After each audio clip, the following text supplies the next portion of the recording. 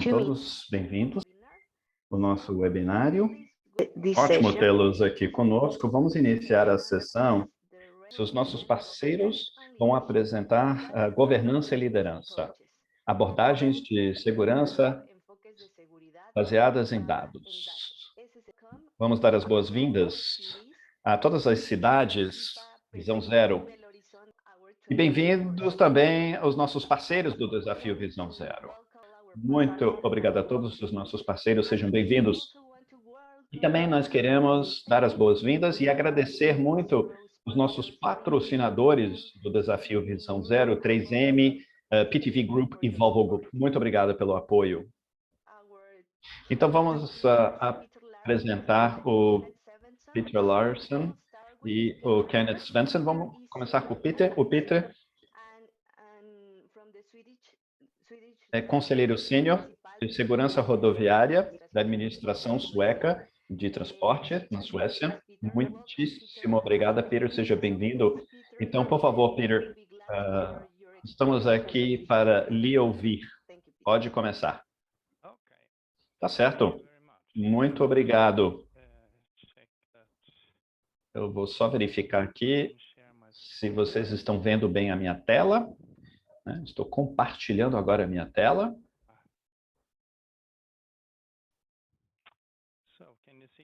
Muito bem. Vocês estão vendo a minha apresentação? Sim, sim, muito obrigado. Tá certo. E muito obrigado pelo convite, tá? Para poder fazer parte do Desafio Visão Zero. É muito, muito importante. Hoje, eu vou falar sobre governança e liderança, né, nesse trabalho de segurança viária. E, em primeiro lugar, eu quero começar falando sobre a forma tradicional de segurança no trânsito, né? Até hoje, é o que nós fazemos, né? Através de regulamentação, aplicação da lei, fiscalização, educação, informação, etc. E essas ferramentas ou essas medidas, digamos assim, são para fazer com que o usuário individual se comporte, né? Então, essas medidas, elas são geralmente tomadas pelo governo e direcionadas aos usuários. E toda a liderança, toda a responsabilidade fica nos ombros do governo. Mas será que essa é uma verdadeira liderança, uma forma mais efetiva de ter uma segurança viária? Na verdade, isso significa que a responsabilidade é mais ou menos delegada do governo aos usuários, né? Você tem que se comportar, e a sua culpa como usuário, se você causar um acidente, um sinistro, etc. E não é uma forma muito sustentável, né, pelo menos do ponto de vista da abordagem Visão Zero. Nós precisamos entender que o sistema de transporte é um sistema sociotécnico complicadíssimo e nem sempre nós consigamos negociar de uma forma segura. Isso é por conta das nossas limitações cognitivas e psicológicas. A gente não consegue adaptar os seres humanos a esse sistema tão complexo. Ao invés disso, nós precisamos adaptar o sistema à capacidade humana. Nós precisamos entender que existem diferentes processos na sociedade que influenciam o que o sistema de transporte é, como é que ele funciona, e este processo tem um impacto enorme sobre segurança viária.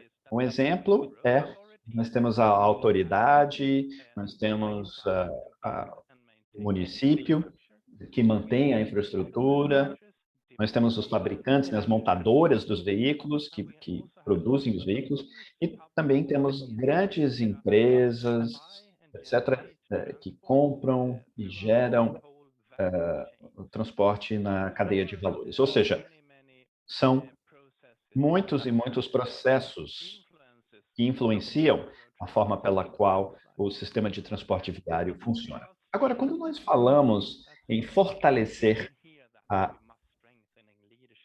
liderança, muitas vezes queremos dizer que nós precisamos de alguma agência, algum departamento que assuma esse papel de liderança. E, geralmente, estamos falando de uma liderança tradicional, de um modelo tradicional, né, de governança que eu já mencionei no slide anterior. Mas isso significa, né, o que realmente significa é que, primeiro, nós criamos um sistema de transporte viário sem incluir a segurança viária, né? Nós construímos e depois pensamos, resolvemos o problema da segurança viária do nosso lado. Então, e nós fazemos isso principalmente colocando a responsabilidade em cima do usuário individual. E a gente pede para essa pessoa ter um comportamento perfeito. E não é assim que funciona, né, o mundo real. Não é a melhor forma de lidar com o problema de segurança viária. Ao invés disso, nós precisamos ver de outra forma. Claro, é importante ter uma agência, um departamento que assuma esse papel de liderança num país. Mas o mais importante é que essa agência, esse departamento, não pode apenas funcionar ou trabalhar com o modelo tradicional de governança, né, como eu já mostrei. Essa agência ou esse departamento tem que ter diferentes instrumentos de políticas públicas, diferentes ferramentas ou medidas para poder estimular responsabilidade e liderança da segurança viária em muitos desses processos que influenciam o sistema de transporte viário. E, claro, nós temos os instrumentos jurídicos tradicionais, mas também podem ser utilizados não só para os usuários, mas os designers, né, os projetistas do sistema. Por exemplo, uma legislação onde nós precisamos de um sistema de gestão de segurança. Isso é comum na aviação civil, nas ferrovias, no transporte ferroviário, e também podemos ter uma legislação sobre relatos de sustentabilidade. Depois eu vou falar mais sobre isso posteriormente. Podemos utilizar instrumentos econômicos, como licitações, né? Isso é uma coisa nova, eu também vou falar mais sobre isso, e também os tradicionais, como impostos, subsídios, etc. E também podemos utilizar ferramentas de comunicação, como, por exemplo, programas de avaliação, como o NCAP, por exemplo, também resultados sobre pesquisa e desenvolvimento, e muitos outros. E, claro, nós precisamos também associar, né, combinar diferentes instrumentos, dependendo de qual processo nós estamos falando, ou dependendo do que nós queremos realizar com isso. E esses instrumentos de políticas públicas influenciam muito os processos diretamente, como nós podemos ver na setinha azul aí, influenciam o processo diretamente. Mas é também importante, nós podemos ver que existem outros mecanismos ou atores que às vezes nem sempre estão conectados ali a todas as partes interessadas nessa área. Investidores hoje em dia, por exemplo, falam sobre investimentos verdes, sobre investimentos em sustentabilidade, etc. Então, precisamos entender, nós precisamos explorar esses diferentes mecanismos para encontrar novas formas para influenciar as partes interessadas, os stakeholders, para melhorar, né, a segurança viária. Então, existem muitas possibilidades para influenciar estes processos, para influenciar todo o sistema de segurança e transporte viário. Não é uma coisa totalmente nova, né? Se você vê a Agenda 2030, e fica muito claro que nós não podemos alcançar os Objetivos de Desenvolvimento Sustentável sem as contribuições do setor privado. Se analisarmos o Objetivo 12.6, que as empresas privadas, etc., espera-se que elas assumam um papel de responsabilidade para gerar transporte sustentável. E precisamos entender também que a segurança viária faz parte dos objetivos de desenvolvimento sustentável, assim como os objetivos ambientais, sobre o clima, etc. E também precisamos salientar que novas formas de contribuição por parte do governo, né? Estamos falando o papel tradicional do governo, que é utilizar políticas públicas tradicionais, como legislação, para governar o desenvolvimento da sociedade da forma mais desejável. Mas precisamos entender que o governo e as empresas privadas também são partes interessadas importantes. Em muitos casos, geram transporte,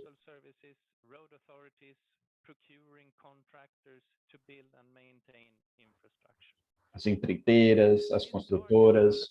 E 12.7 diz nitidamente a importância do governo e autoridades para assegurar a sustentabilidade das suas operações, né?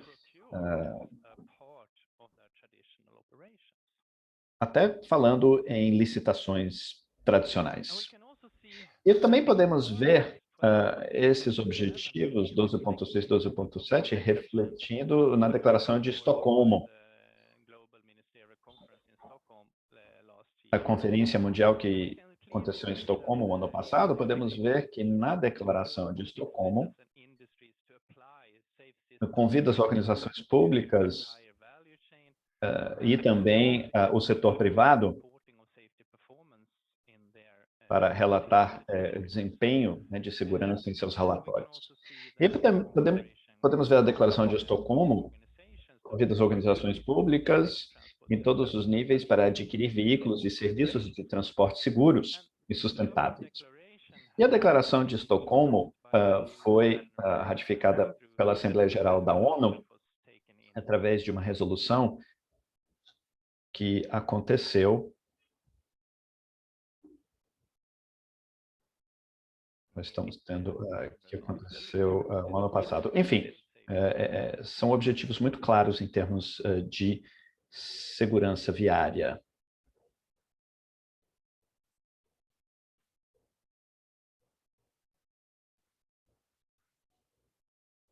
Estamos tendo alguns pequenos problemas com a conexão com a internet por algum motivo. Estamos tendo um pequeno problema.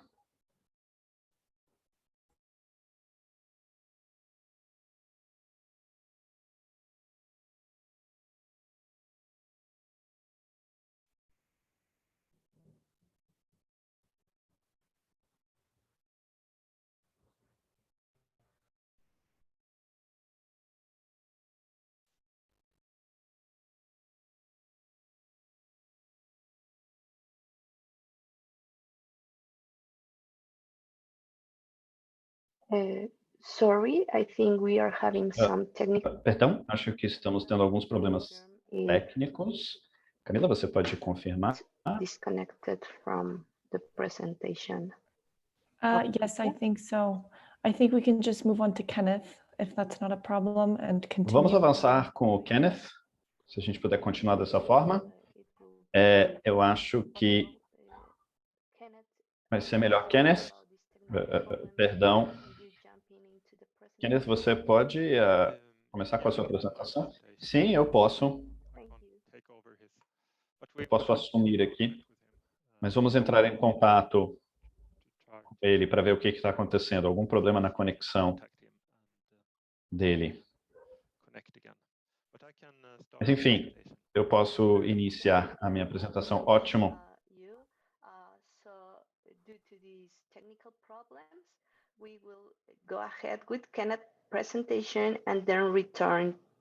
Então, vamos com a apresentação do Kenneth, depois a gente volta para o Peter. O Kenneth e é conselheiro especial de segurança viária da administração de transporte na Suécia. E hoje está aqui conosco para compartilhar sua experiência e sua aprendizagem. Então, o Kenneth vai compartilhar toda a sua experiência e conhecimento conosco. Muito obrigado, Kenneth. Por favor, você pode começar. Muito obrigado pelo convite. Vocês conseguem ver a minha apresentação? Sim, estamos vendo sim. Tá bom, então eu vou começar aqui. Eu sou Kenneth Svensson.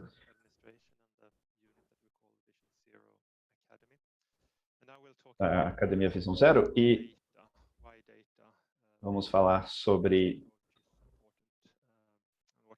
os dados e que tipo de dados nós utilizamos geralmente nesse tipo de trabalho. Então, nós temos dois conjuntos de dados muito importantes em relação às lesões no trânsito e dados hospitalares.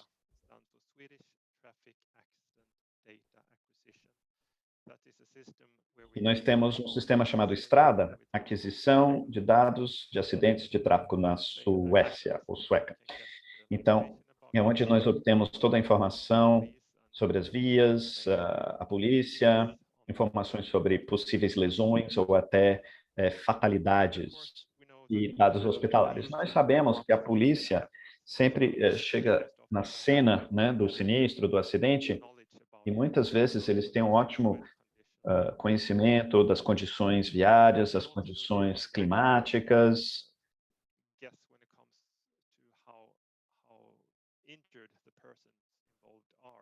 para saber o nível, né, de lesão. Mas, enfim, se uma pessoa for encaminhada ao hospital, por exemplo, se é uma lesão grave, e por outro lado, no hospital, eles tratam o paciente, né? Então, eles têm muito conhecimento sobre as lesões e até que ponto a pessoa está lesionada, mas eles não têm muitos dados sobre as condições viárias, as condições climáticas, etc. Então, se possível, seria interessante juntar esses dados, né? Associar esses dados que são importantíssimos. E é isso que nós procuramos fazer com esse sistema. Então, nós procuramos parear os dados hospitalares com os dados da polícia, dos agentes de trânsito, etc. Então, aqui nós podemos ver uma espécie de um BO, né? Um boletim de ocorrência, e também aqui um prontuário no hospital. Então, esse boletim de ocorrência nos mostra onde aconteceu o sinistro, o que aconteceu exatamente. Nós temos aqui informações sobre as condições viárias, condições do clima, aonde exatamente esse sinistro ocorreu, e também o nível de lesão das vítimas envolvidas no sinistro. E no prontuário hospitalar, nós podemos ver todas as informações sobre as lesões. Neste caso, aqui é uma fratura do cotovelo. E temos aqui outras informações sobre o quão grave é a lesão, ou são as lesões, e se há risco de alguma sequela permanente. Então, essa lesão, há um alto risco de que esse paciente, essa pessoa, terá uma sequela, né, permanente em relação a essa lesão que ela sofreu no sinistro, no acidente.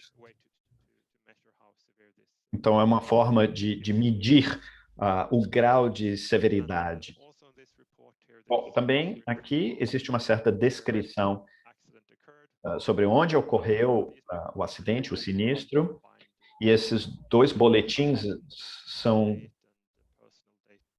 combinados, né? São pareados em termos da data, local, etc. Então, se analisarmos agora a cobertura da polícia e do hospital, aqui são dados de 2016. Naquele ano, na Suécia, quase 19 mil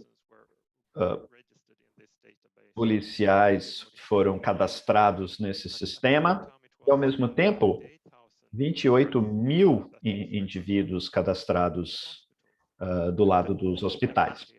E houve aqui um pareamento de 7.500 pessoas, né? Um pareamento desses dois lados. Então, nessa imagem, a gente começa a entender que existem muitas pessoas que a polícia considera lesionadas e que não precisam de um tratamento hospitalar. Mas, por outro lado, existem muitas pessoas que chegam até o hospital por conta de um sinistro, mas que a polícia não tem nenhum conhecimento a respeito. E isso faz sentido, né? Porque se uma pessoa que está andando de bicicleta e ela sofre uma queda no chão, aquela pessoa provavelmente não vai chamar a polícia, mas ele ou ela pode se machucar, pode sofrer uma lesão e ir até o hospital, né, para receber algum tipo de atendimento, de tratamento. A gente também pode ver nessa imagem que existe um grande grupo, né, queda de pedestres, ou seja, pedestres andando na rua ou até na calçada e que tropeça, sofre uma queda e sofre uma lesão e precisam de um atendimento hospitalar. E é muito normal os idosos, né, que sofrem quedas. E nós podemos ver que é um número significativo de pessoas que sofrem esse tipo de queda na rua. E pode ser muito oneroso para a sociedade tratar essas pessoas, né? Essas lesões são registradas também no banco de dados. E essa é uma informação valiosíssima, porque antes de obter os dados hospitalares, a gente não entendia muito bem que esse era um problema tão extenso, né? Que estava causando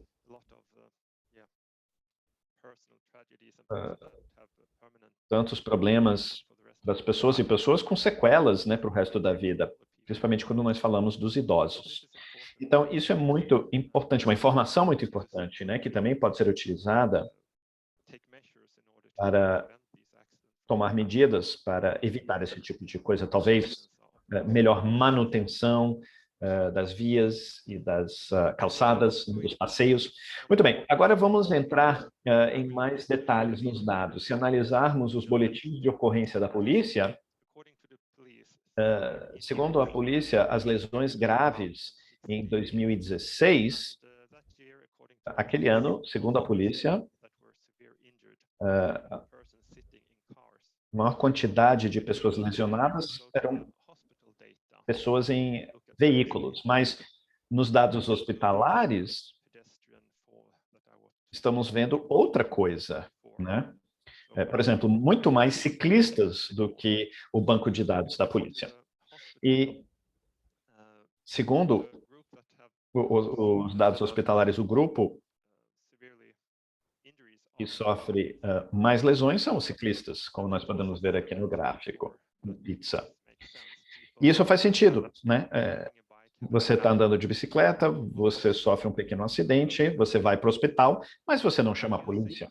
Então, utilizando os dados hospitalares, muitas vezes podemos obter mais informações e ver que os usuários vulneráveis sofrem muitas lesões, comparado com pessoas dentro dos veículos, né? Condutores e passageiros. Então, esses dois conjuntos de dados são muito importantes e podem ser utilizados para a gente entender melhor o que está acontecendo em termos de segurança viária. E agora acrescentei mais um slide aqui, que pode ser interessante, a quantidade de pessoas lesionadas com esses patinetes elétricos. Esses patinetes elétricos que nós estamos vendo cada vez mais, pelo menos na Europa, na Suécia, é uma febre. E a gente pode ver isso refletido na estatística, né, de praticamente nenhum acidente, nenhuma lesão antes de 2018, mas em 2018 e 2019 a coisa explodiu. né? Então, é uma coisa que a gente precisa prestar bastante atenção. E nesse sistema Strada, a gente também pode visualizar os locais de ocorrência no mapa, né? E essa é uma informação também muito valiosa para saber onde nós temos mais sinistros e utilizar essa informação para tentar melhorar a situação. Então, dados que vêm da polícia ou do hospital possibilitam visualizar onde nós temos os problemas maiores em relação às lesões. Nós podemos priorizar desta forma, né? Onde se concentrar mais, onde começar esse trabalho nas medidas de segurança viária. E a gente pode avaliar o nosso trabalho utilizando esses dados aqui, né? Para acompanhar tendências, etc. E, claro, eu entendo que nós temos um sistema muito sofisticado. Eu sei que esse não é um sistema que, de repente, é utilizado muito no mundo, mas se você não tiver dados hospitalares, essa era a nossa situação 20 anos atrás, por exemplo. Mas aí começamos um projeto piloto na Suécia. E este projeto, essa informação que nós obtivemos do projeto, tudo começou com um hospital que começou a criar esse banco de dados sobre lesões do trânsito. Aí aprendemos muito com esse projeto que todos os usuários são, na verdade, um grupo bem maior do que nós achávamos no passado, simplesmente utilizando os dados da polícia. Então, se você não tem dados hospitalares, é uma boa ideia iniciar pelo menos um projeto piloto, porque mesmo de um piloto, você já vai descobrir informações valiosíssimas que você pode utilizar na sua cidade ou no seu país, no seu estado. Enfim, isso é uma coisa que nós recomendamos, se for possível. Muito bem, agora eu vou falar sobre dados policiais e dados hospitalares. Outro conjunto de dados que utilizamos muito na Suécia são informações dos estudos aprofundados sobre os sinistros, né? Na Suécia, todas as fatalidades e acidentes de trânsito são analisados em profundidade por investigadores de acidentes da administração de transportes. Então, os investigadores, os fiscais, eles vão até o local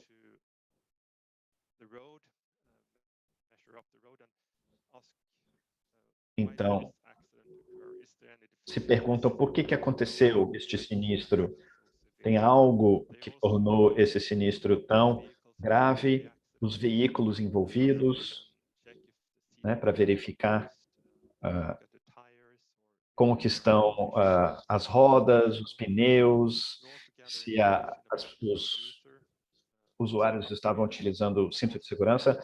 Na Suécia, praticamente todo mundo que morre num sinistro, há uma autópsia que é realizada. Então, nós podemos também obter informações se a pessoa estava alcoolizada, ou uso de qualquer outra substância química, enfim.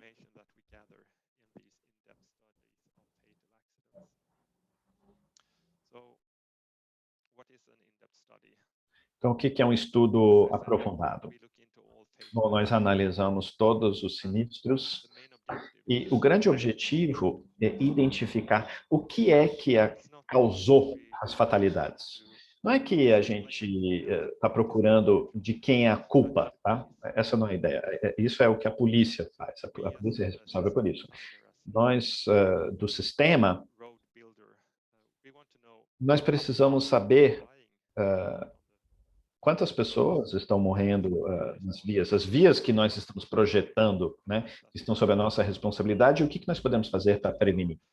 Então, esse é o nosso grande objetivo desse estudo aprofundado, né, dessa investigação que é feita. Tem sido uma abordagem rotineira na Suécia desde 97, tá? Foi nesse ano que o parlamento sueco regulamentou essa prática para obter mais informações sobre os sinistros mais graves, para realmente entender o que nós podemos fazer para prevenir, né, para evitar esse tipo de coisa. Então, isso já faz parte da nossa regulamentação. Então, isso é muito importante. Então, quando nós realizamos esses estudos, costumamos dizer que são 3 perguntas que precisam ser respondidas. Ou seja, o que aconteceu, por que aconteceu, e o que pode ser feito para garantir que não aconteça novamente. Aqui no slide vocês podem ver uma imagem, né, de uma via e um carro invadiu essa casa. Depois do sinistro, nós colocamos esse dispositivo aqui de segurança. Então, é o tipo de medida que você pode tomar, né, depois de um acidente, depois de um sinistro, para que não aconteça novamente. Então, a informação que nós coletamos é utilizada de uma forma mais sistemática. Por exemplo, aqui nós podemos ver edifícios próximos demais da via.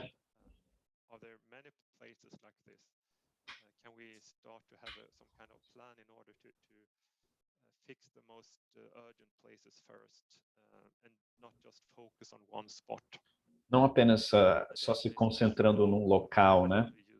Os dados são utilizados geralmente para pesquisa, utilizado por vários parceiros, etc.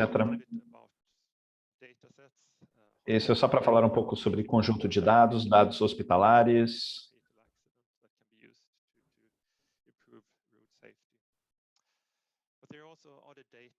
Existem outros dados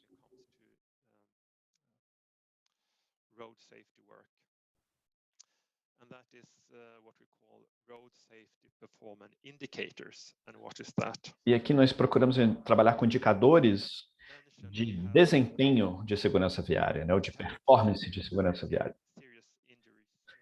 Então, fatalidades ou lesões graves, essas são as grandes consequências, digamos assim, do nosso sistema. E é claro que isso é uma coisa que nós sempre procuramos acompanhar, mas temos medidas para tentar melhorar o sistema.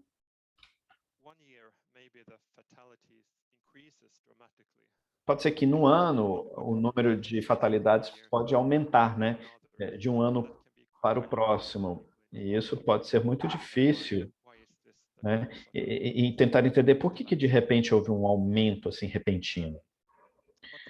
Mas precisamos lembrar que existe uma oscilação aleatória, né, que a estatística não consegue captar. Ou seja, é possível que um ano haja um aumento, e isso não significa que o ambiente viário, ou em termos de segurança viária, que algo piorou, tá? Às vezes é apenas uma oscilação aleatória. Então tem uma coisa que está meio que faltando, né, aqui. E por isso que a gente precisa desses indicadores de desempenho. Isso pode ser, por exemplo, a proporção de condutores embriagados. Nós sabemos que muitos sinistros são devidos à alcoolemia. Se a gente consegue medir o nível de alcoolemia, isso pode ser uma informação importante. E ter medidas, né, para mudar esse indicador de desempenho de segurança viária. E aí ver, por exemplo, as consequências, né? Uma diminuição no número de fatalidades ou lesões graves. Também a proporção do volume, né, de trânsito. Nós sabemos que isso é muito importante na segurança viária.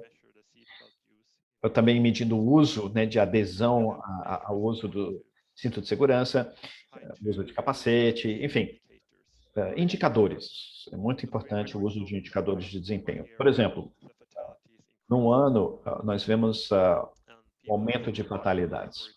E começamos a nos preocupar com isso. Mas aí, temos de dizer, olha, se você analisar bem o indicador de desempenho, o indicador está indo na direção certa. Ou seja, a quantidade de fatalidades por conta de alcoolemia não aumentou. Nós utilizamos mais meio-fio. As vias estão mais seguras. Então, a gente pode ter uma certa certeza que é apenas uma oscilação aleatória, né, da estatística, digamos assim. Então, trabalhando com esses indicadores de desempenho de segurança viária, é muito importante, uma ótima estratégia para você entender exatamente o que está acontecendo e não apenas se concentrar nas consequências. Claro, é importante ver as consequências, mas é muito importante trabalhar com os indicadores. É uma forma de sistematizar a sua segurança viária. Mas para poder fazer isso, você precisa dos dados, né? De uma certa forma, você precisa mensurar os dados para obter esses indicadores a todo ano, por exemplo, para ver como que esses indicadores de desempenho estão se comportando, né, de um ano para o próximo. E sempre procurar melhorar esses indicadores. Se você atingir essas metas, né, de um melhor indicador, você também atingirá a grande meta, que é diminuir a quantidade de fatalidades e lesões graves. Então, por exemplo, na União Europeia, nós temos esse objetivo de longo prazo, 0 mortes e lesões graves até 2050. Tá? E daí, nós também temos metas intermediárias, 50% menos mortes e lesões graves entre 2020 e 2030. E daí, nós temos metas intermediárias de resultados, baseadas em indicadores-chave de desempenho, diretamente ligados à redução de óbitos e lesões no trânsito. E indicadores-chave de desempenho, né, os KPIs na União Europeia, podemos vê-los aqui no slide. Então, nós decidimos que, dentro da União Europeia, nós vamos mensurar porcentagem de veículos viajando dentro do limite de velocidade, medir o uso do cinto de segurança e também as crianças utilizando a cadeirinha, uso de capacete por motociclistas, ciclistas, etc. Mensurando isso a todo ano para realmente entender exatamente o que está acontecendo em relação aos indicadores, para melhorar o nível de segurança viária. Claro, como eu já disse, você precisa de dados, né, para poder trabalhar com esses indicadores de desempenho. Mas e se você não tiver esses dados? E se os dados policiais não forem muito bons? E se você não tiver dados hospitalares? Quer dizer,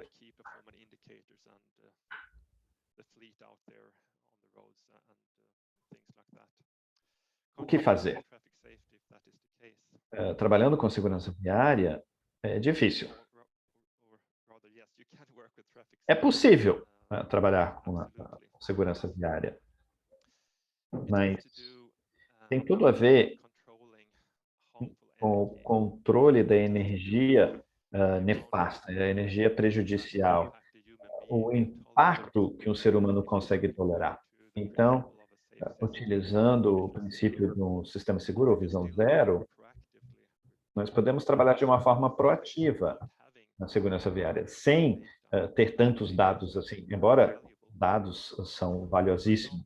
Por exemplo, se você tem uma rodovia onde há risco de uma colisão frontal, mesmo se você tiver o carro mais seguro possível disponível no mercado, aquele veículo não consegue proteger os seres humanos se a velocidade da colisão estiver acima de 80 km por hora. A tecnologia não existe. Então, quer dizer, se você tem esse tipo de trânsito, você precisa de um limite de velocidade que seja viável, né? Ou seja, talvez trabalhando com vigilância, câmeras, radares.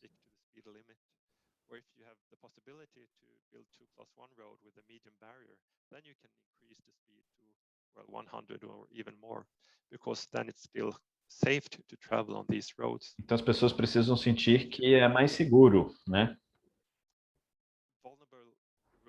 E se nós temos usuários vulneráveis se misturando com os carros, os veículos, sabemos que a gente consegue tolerar mais ou menos o impacto a 30 km por hora. Então, nós precisamos trabalhar com esse conhecimento, né? Como nós podemos ver aqui, talvez com uma lombada, ou direcionando, né, limitando os locais onde o pedestre pode atravessar, né? Com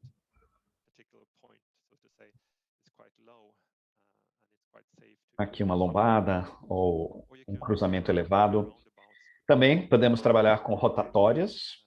Uma rotatória é um bom sistema seguro, uma ótima solução, porque a energia envolvida numa colisão, numa rotatória, é bem menor em relação ao que acontece num cruzamento, né? Numa interseção clássica. Então, você tem conhecimento dos princípios básicos da estratégia Visão Zero de um sistema seguro, você ainda pode trabalhar de uma forma proativa, mesmo sem ter tantos dados. Mas o ideal é realmente obter a maior quantidade de dados possíveis. Então, é isso exatamente que estamos falando nesse slide. Mesmo se é uma falta de dados, ainda é possível trabalhar de uma forma proativa, se o trabalho é sempre baseado nos princípios da visão zero. E aqui nós temos a imagem de um policial com a sua câmera, né, velocidade. Eu estou utilizando isso porque se você não tem os dados, verificando a velocidade pode ser uma coisa muito inteligente, muito interessante de fazer. Você pode adquirir uma câmera dessa, não é um equipamento tão caro, e simplesmente verificar a velocidade naquela via. E utilizar isso para avaliar, né, é uma medida que muitas vezes é utilizada para melhorar a segurança viária. Só para ilustrar isso, eu tive a oportunidade de trabalhar num projeto do Banco Mundial durante alguns anos e nos pediram para analisar um trecho de uma via que a polícia dizia que tinha muitos sinistros, muitos acidentes nesse trecho. Então, o que a gente podia fazer? Aqui era uma área rural, então nós adquirimos uma câmera dessa, porque não havia dados, né, para verificar a velocidade. E nesse trecho, o limite de velocidade era 50 km por hora. E nós saímos lá para verificar durante algumas horas e descobrimos que a velocidade média era 64 km por hora. 90% dos veículos estavam acima do limite da velocidade. 80, né, bem acima do limite permitido. Então, nós começamos a entender, né, nós mostramos essa estatística, dizendo, olha, vocês têm um problema aqui com excesso de velocidade. Então, aqui, os pedestres tinham que atravessar, mas como? Né? Até porque tinha uma parada de ônibus no outro lado da rua. Claro, era muito difícil para os pedestres, muito perigoso, muito arriscado, né, para os usuários mais vulneráveis. Mas, com esses dados, ficou muito mais fácil, né, entender o que a gente tinha que fazer, etc. Muito bem. Algumas conclusões, então. Dados policiais, dados hospitalares, dados dos estudos aprofundados, utilizados de uma forma proativa para tentar aumentar a segurança viária. E é possível ver quais são os maiores problemas para priorizar e avaliar as nossas medidas, outros dados em relação a malha viária, e sempre trabalhando com indicadores de desempenho. Isso é fundamental. Mas mesmo se você não tiver tantos dados, é possível trabalhar de uma forma proativa, com maior segurança. Eu acho que essa é uma mensagem muito importante. Tá certo? Era tudo isso que eu queria compartilhar com vocês. Muito obrigado pela sua atenção. Thank you, Kenneth. Obrigada, Kenneth. Obrigada por essa ótima aula sobre dados e uso de dados. Você nos deu grandes insights, compartilhou toda a sua experiência. Eu acho que agora vamos a perguntas e respostas, Kenneth. Então, aos participantes, vocês podem compartilhar conosco, com o Gianni e Ariadne, as perguntas dos participantes.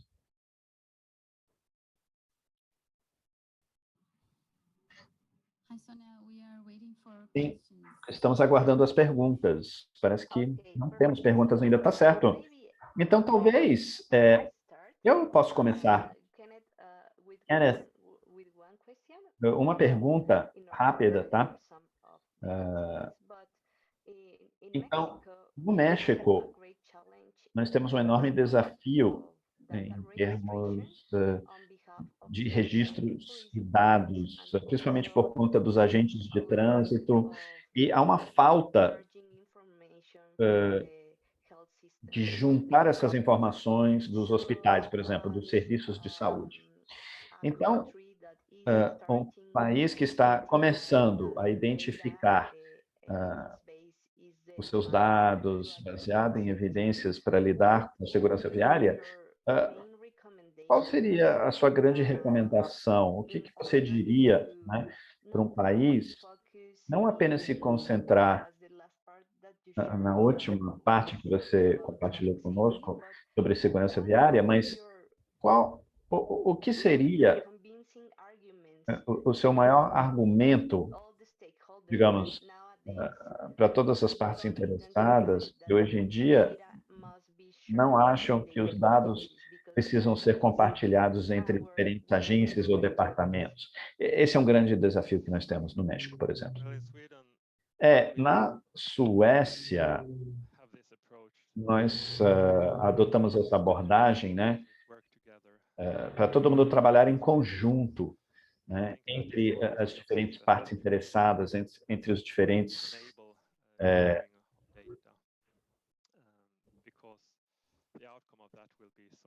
e partilhar dados é muito importante, porque o resultado final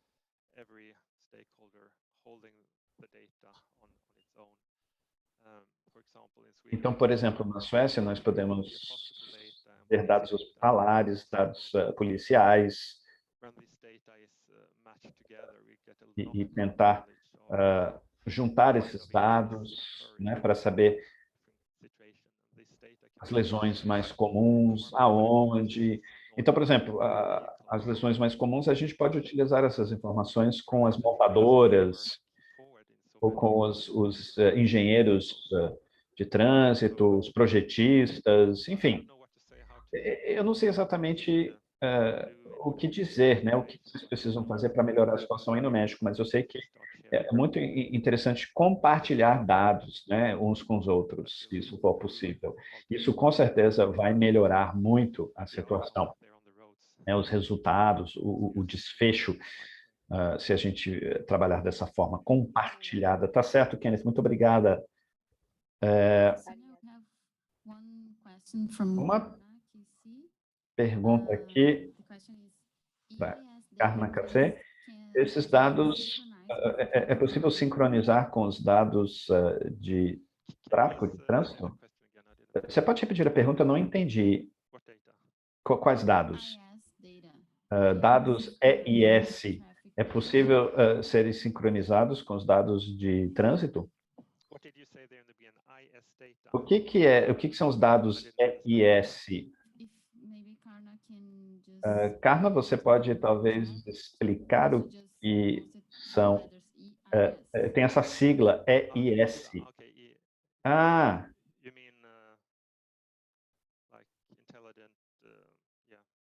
tipo inteligente. Ah, o sistema de dados de informação de emergência e urgência. Podem ser dados interessantes, sim, para compartilhar, sem dúvida. Aí você começa a entender, né, onde os sinistros estão acontecendo.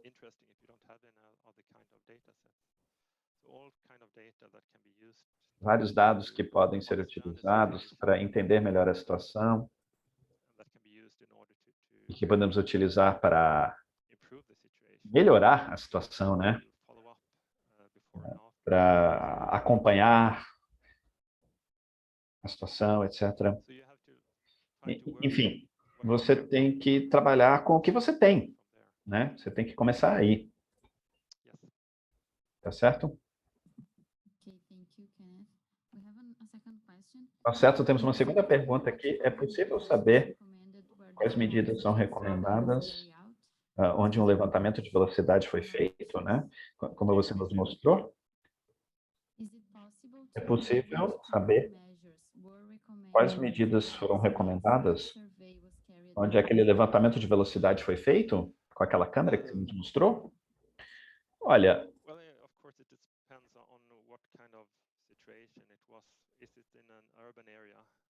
bom, sabemos se é numa região urbana, se havia usuários vulneráveis. Nas regiões residenciais existem muitas lombadas, né? Isso não significa que tem tantos acidentes lá, é só uma abordagem sistemática, né, para tranquilizar o trânsito, onde nós temos mais usuários vulneráveis. Mas, enfim, existem outras soluções, né, as câmeras.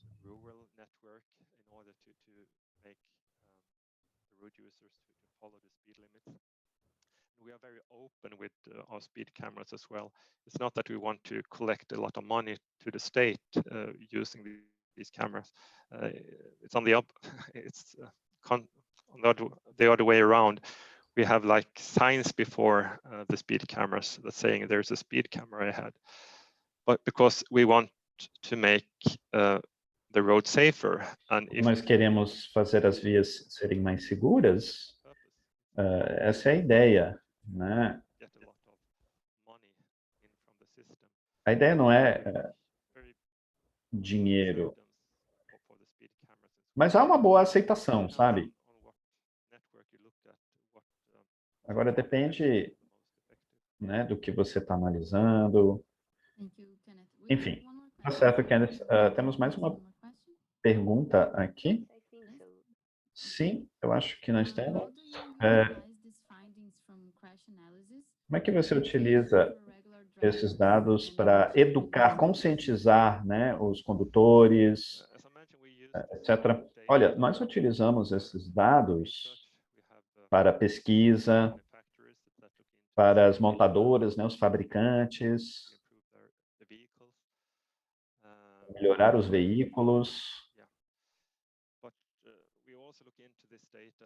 Também analisamos esses dados para ver quais são os sinistros que acontecem, se esses dados podem ser utilizados, né, para conscientizar e educar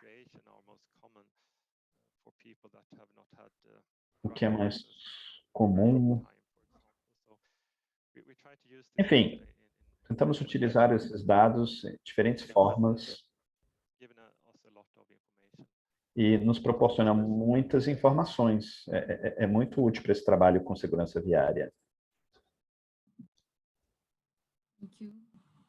Tá certo, obrigada. Se nós temos tempo para mais uma pergunta. Sim, uma última pergunta.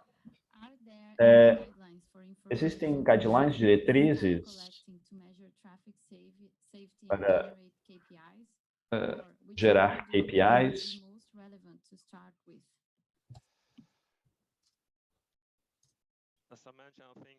Eu acho que algum tipo de indicador de desempenho é importante ter. tá? De uma certa forma, a velocidade é um dos mais importantes, né? Quer dizer, tem muito a ver com o impacto, né, energia que o corpo humano consegue tolerar. O uso de capacete, por exemplo, é uma coisa muito importante.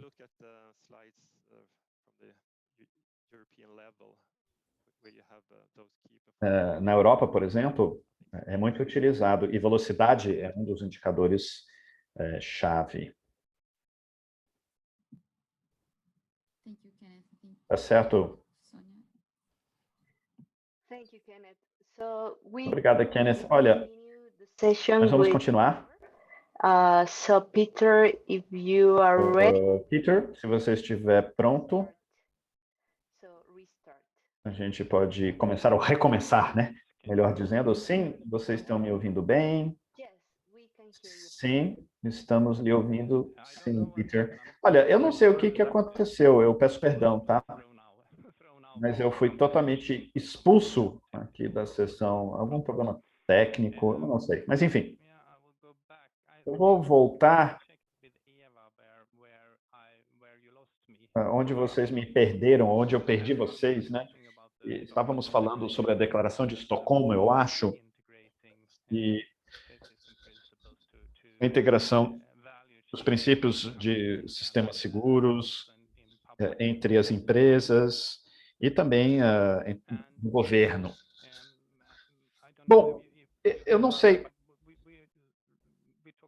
mas nós falamos muito sobre a cadeia de valores, desde matérias-primas até os fornecedores, a logística, distribuição e até o fim de vida de um produto.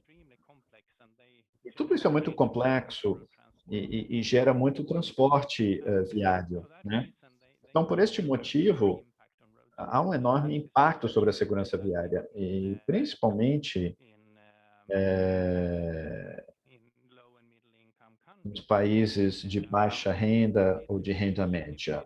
É muito claro, mesmo se você não tiver a estatística, que muitas fatalidades ocorrem aqui dentro dessa cadeia de valor, principalmente nos países mais pobres. Se analisarmos as multinacionais, né, as suas cadeias de valores são muito complexas e muitas vezes começa nesses países de baixa renda, onde as matérias-primas são extraídas e muitas vezes isso resulta em muito transporte viário nesses países. Se voltarmos, né, não sei se vocês se lembram, mas se voltarmos ao modelo de governança tradicional de segurança viária, então, o transporte rodoviário é muitas vezes algo entre o motorista e a polícia. Tem toda uma regulamentação, tem leis, etc., né? E a polícia fiscaliza que todos estão obedecendo. Agora, a empresa que está adquirindo, né, contratando esse transporte, muitas vezes coloca a pressão na transportadora para ser o mais barato possível, entregas em prazo, e por isso a transportadora transfere ou delega essa pressão ao motorista, né? Ao caminhoneiro, por exemplo. E isso significa que este motorista muitas vezes viola as leis, né? E é uma situação muito problemática, né? Porque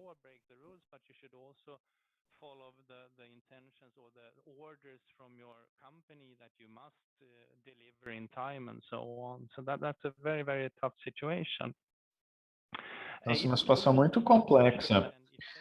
Eu acho que precisamos cobrar maior responsabilidade de todos envolvidos aqui nessa cadeia de valor.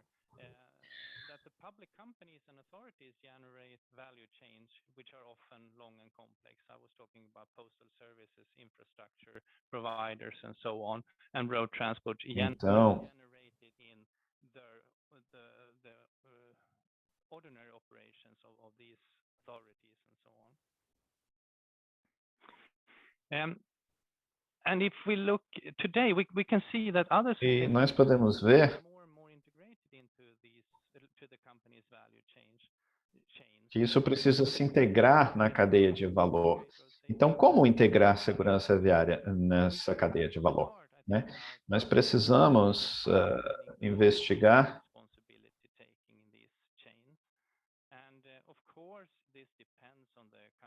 É claro que depende da cultura daquele país e tudo mais.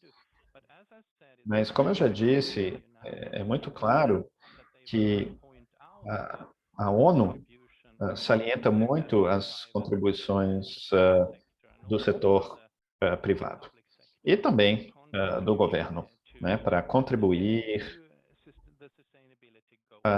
aos objetivos de sustentabilidade.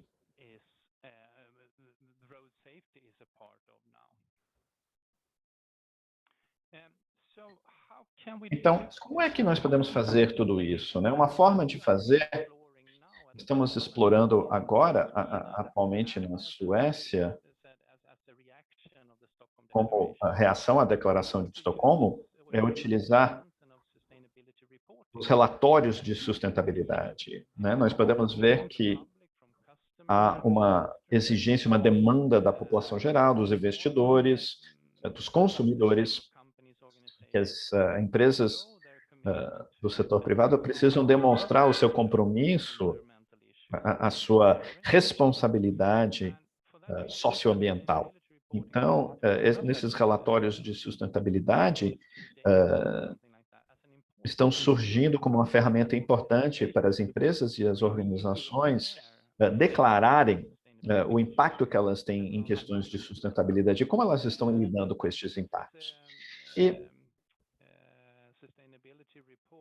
esses relatórios de sustentabilidade são geralmente para as partes interessadas externas, como clientes, ONGs, acionistas. Agora, precisamos entender também que relatórios de sustentabilidade não é apenas para relatar, declarar ou mensurar algum tipo de indicador de desempenho, mas também é todo um sistema de gestão, né, para poder contribuir. É um sistema de gestão, na verdade, né, esses relatórios de sustentabilidade. E falando da perspectiva europeia, nós temos toda uma legislação de relatórios de sustentabilidade em vigor, mas são muito vagos em relação à segurança viária. Uma parte da legislação fala sobre a segurança da sua força de trabalho, dos seus colaboradores, mas não falam muito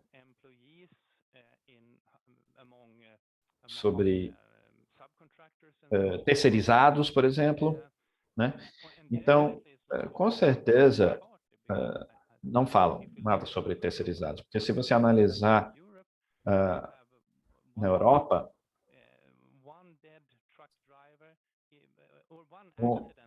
um sinistro pode tirar a vida de muitas pessoas. Então, uma pessoa que morre, o que está acontecendo, na verdade, lá fora é 10 vezes mais alto. E existem algumas normas, né? Algumas iniciativas, mas são todas muito vagas em relação à segurança viária, sabe? É uma questão de segurança ocupacional, mas nunca falam sobre terceiros, né, ou terceirizados. Enfim, na Suécia, estamos agora pensando o que a gente pode fazer com esses relatórios de sustentabilidade. E a FIA, a Organização Internacional, estamos trabalhando para elaborar normas em termos de segurança viária, para incluir isso nos relatórios de sustentabilidade. Então, eu vou parar por aqui, tá? E muito obrigado pela sua atenção, tá? Não sei se vocês têm perguntas, dúvidas, mas estou aqui. Thank you, Peter. Muito obrigada, Peter. I think we will go Eu acho que some questions. podemos aceitar agora algumas perguntas. So please feel free to share Fiquem à all vontade, comments tá? Para compartilharem seus comentários, suas perguntas, suas dúvidas no chat. your screen. So go ahead, please, Ariadne Então, and Yanni. Thank you, Peter. obrigado, Peter. Thank you, Sonia. Thank you, Peter. Obrigado, Sônia. Obrigado, We Peter. don't have any question yet. Nós não temos We perguntas have ainda, one- we tá? have one Mas question left for, temos ainda uma pergunta Steven. para o From Steven. Kenneth, sorry, I don't know if Perdão. you can read. Eu não sei se eu consigo ler There are another questions? direitinho aqui. Okay. Claro, sem nenhum problema. The question Olha, is, uma do you pergunta think aqui. Você speed acha bumps are an effective que traffic as control lombadas devices, bearing in mind é um bom dispositivo, até pensando em a questão das emissões, redução de emissões? Claro, sem dúvida. Você tem lombadas, né, e trabalhando de uma forma eficiente, você pode diminuir a velocidade não apenas num local, mas num trecho, né? E até reduzir as emissões e não aumentar as emissões.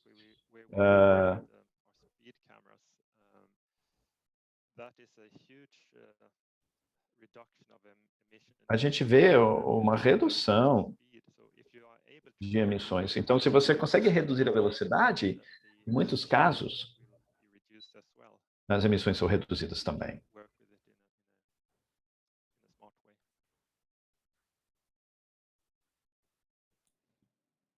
Thank you, Kenneth.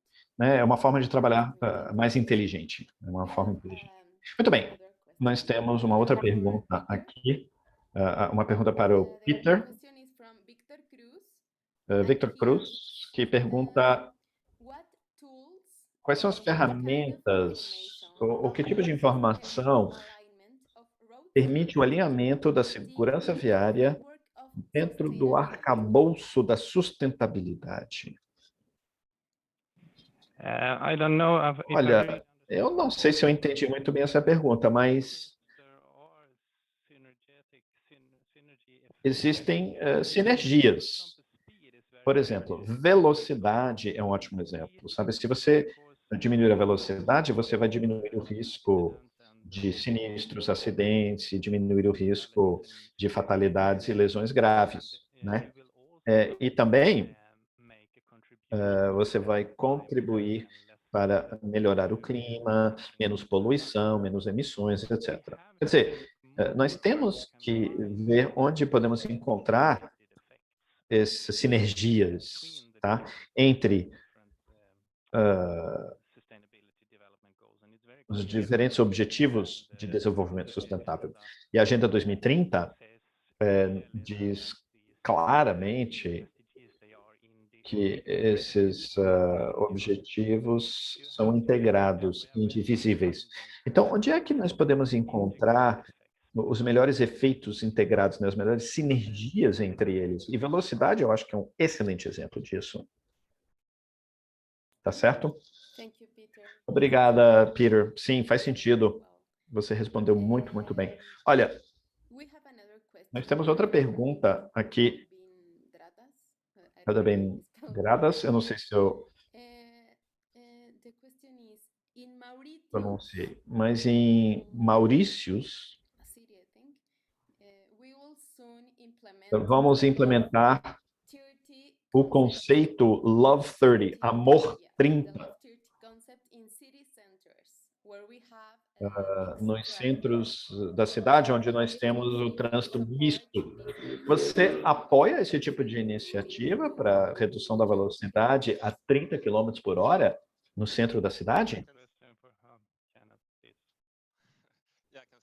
Sim, eu posso começar. Eu não sei exatamente o que é esse conceito Love 30, Amor 30, mas parece que a ideia é diminuir a velocidade, o limite de velocidade para 30 km por hora no centro da cidade, né, para proteger os usuários mais vulneráveis.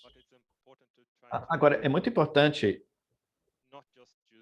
não apenas utilizar sinalização para diminuir a velocidade, mas você precisa de ter medidas, né, para ter a maior efetividade. Apenas uma placa ou uma sinalização não vai ser o suficiente. O que eu estou vendo aqui parece que é um ótimo conceito, embora eu não conheça exatamente Love 30, mas eu apoio muito essa ideia. Parece que esse conceito foi recentemente desenvolvido pela ONU, pelas Nações Unidas.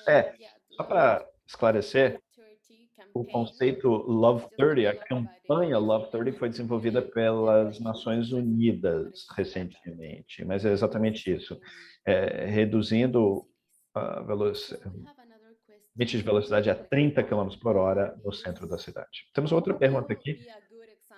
Qual seria um ótimo exemplo de uma norma de segurança viária que as transportadoras e empresas de logística devem incluir nos seus relatórios de sustentabilidade? Olha, eu acho que nós devemos nos concentrar em algumas coisas. Primeiro, criar as pré-condições para os motoristas, né, os caminhoneiros, obedecerem o limite de velocidade, pode ser algum dispositivo técnico, alguma tecnologia, e também medidas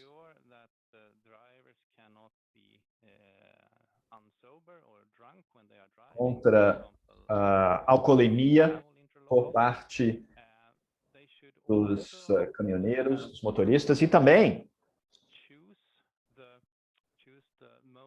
escolher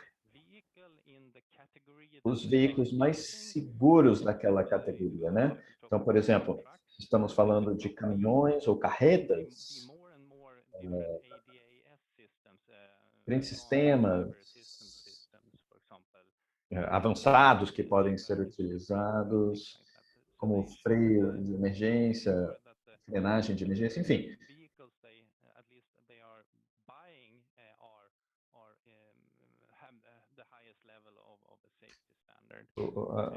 Mais altos padrões, né, de segurança. Eu acho que é assim que deve funcionar. Mas uma coisa muito importante que eu falei da iniciativa da FIA, poder mensurar a pegada de segurança viária, ou seja, quantas pessoas estão morrendo nessa cadeia de valores, né? Terceirizados, colaboradores, mas terceiros também, né? Os usuários, para entender a magnitude do problema, e eles fazem parte desse problema. Então, eu acho que isso seria uma coisa muito interessante. Obrigada, Peter. Nós temos outra pergunta aqui. Quais são as medidas preventivas para reduzir, por exemplo, o uso do telefone celular, né, de distratores, para evitar distrações, como o telefone celular? You can take that one. Você pode tentar responder. Olha, eu posso começar. Sabe, a distração é um problema. E esse problema é muito mais do que apenas o problema do telefone celular. Nós já pesquisamos muito isso na Suécia, mas eu acho que a distração, não importa qual é a fonte da distração, isso tem que ser através da tecnologia embarcada, né, no veículo. A gente não pode criar toda uma legislação contra distrações. A gente já tentou, em muitos países, né, criar uma espécie de uma legislação, não utilize o seu telefone celular, mas as pessoas utilizam de qualquer forma. Tem muitas evidências de que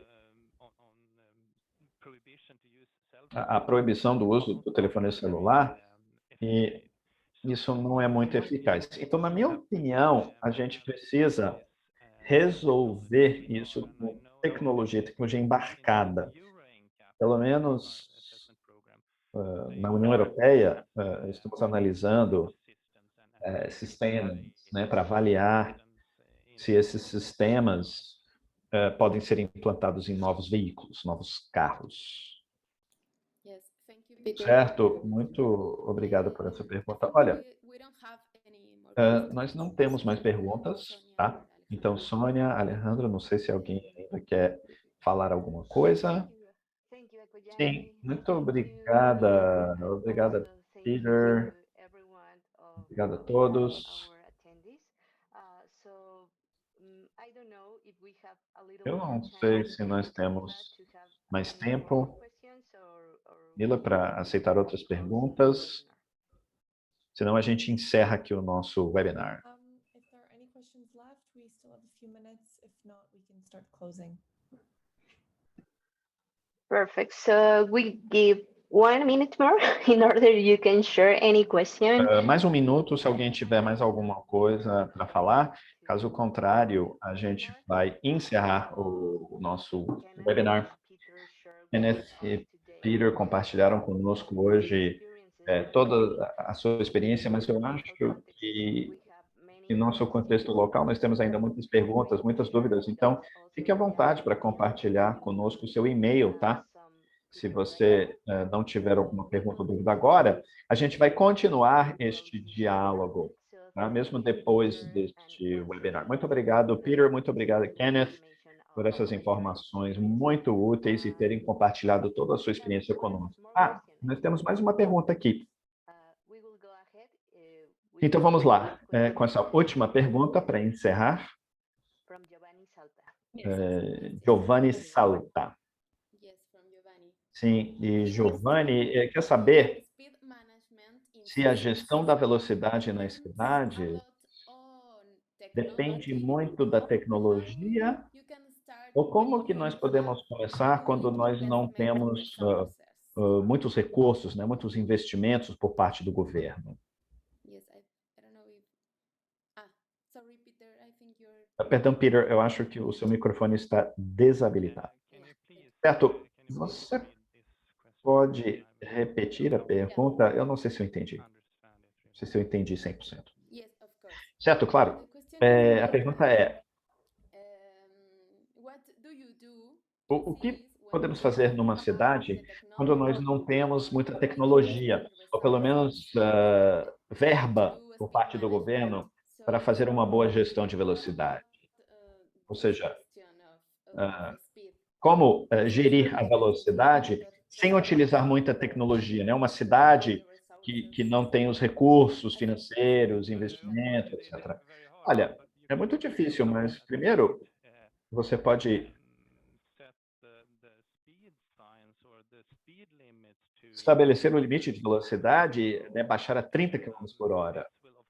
Isso, claro, vai ajudar muito. Aí, se você puder acrescentar fiscalização por parte da polícia ou agente de trânsito, mas pelo menos diminuir o limite de velocidade, né? Porque isso não tem um custo muito elevado. Então, eu acho que é uma possibilidade. Essa seria a minha opinião. Você quer acrescentar alguma coisa aí? No, not really.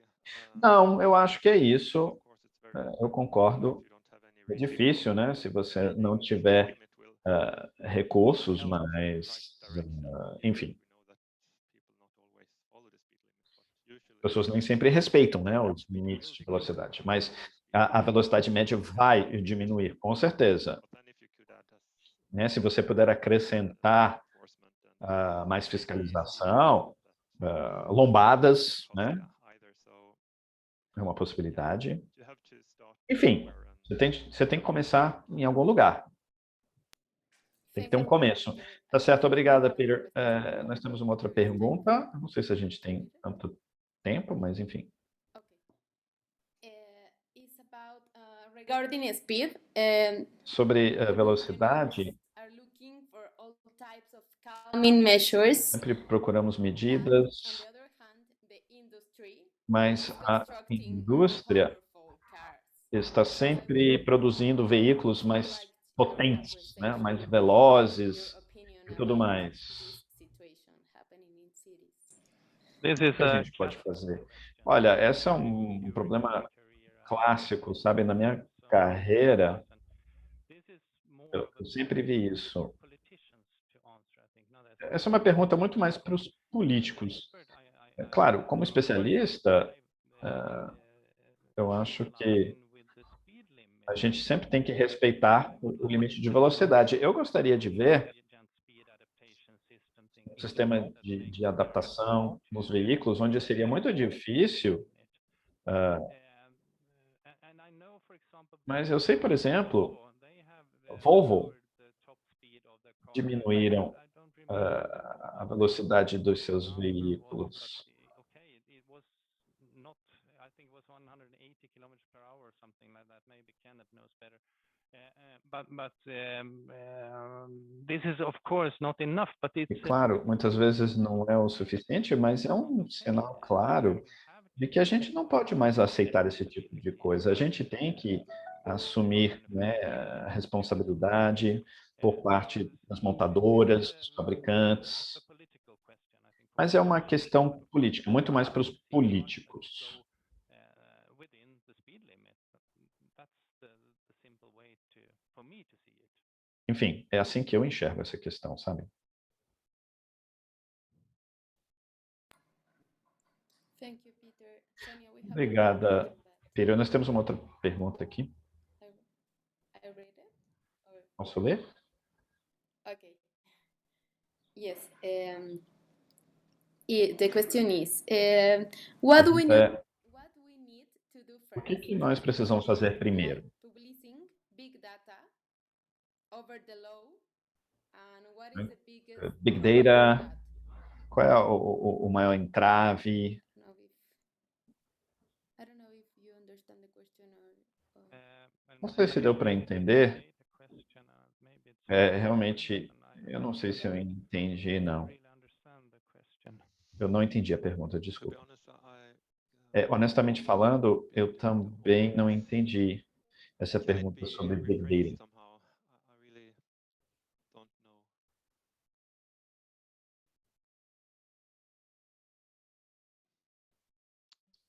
Peter, if you have anything to say. No, I don't have published.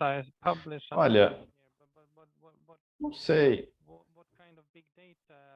Que tipo de Big Data a gente está falando aí? I know I don't know if you are the one who's asking if Spanish or Portuguese talking that could make it in Portuguese and Spanish and someone can. Eu não sei se essa pergunta foi feita talvez em português ou espanhol e a gente não está entendendo, mas enfim.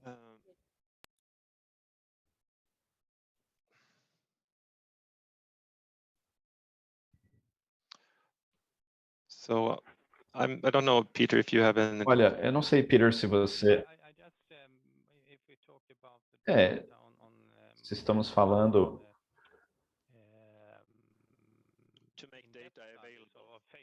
disponibilizar os dados, disponibilização dos dados é difícil por conta das regras de sigilo, né, privacidade. Você pode publicar dados agregados, né, dos estudos aprofundados, mas não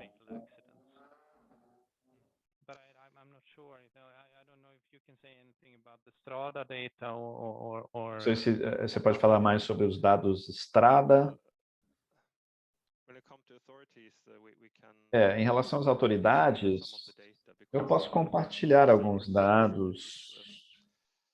E, claro, existe essa questão do sigilo, né, da confidencialidade. Also, when we do research on data, people that are using the data need to sign an agreement that data or information regarding Mas, enfim, personal data is not shared. So aggregated dados agregados, isso sim é possível compartilhar, mas não dados individuais, tá? Dados pessoais. Isso não. Tá certo. Muito obrigada, Kenneth e Peter também. Obrigado mais uma vez por essas informações muito úteis, pelas suas apresentações. Muito obrigado a vocês dois. Nós vamos encerrar o nosso webinar aqui. Então, muito obrigado mais uma vez. Obrigado aos nossos participantes por estarem aqui conosco, essa participação ativa, todas as perguntas, dúvidas. Convidamos vocês a sempre acessarem o nosso site Vision Zero para obterem mais informações. Toda essa informação que nós trocamos e convidamos vocês ao próximo webinar e esperamos vê-los em nosso próximo webinário. Então, muitíssimo obrigada. Muito obrigada pela troca aqui de informações, de perguntas. Muito obrigado e tenha um ótimo dia, tá? Foi ótimo tê-los aqui conosco. Nos vemos no próximo webinar.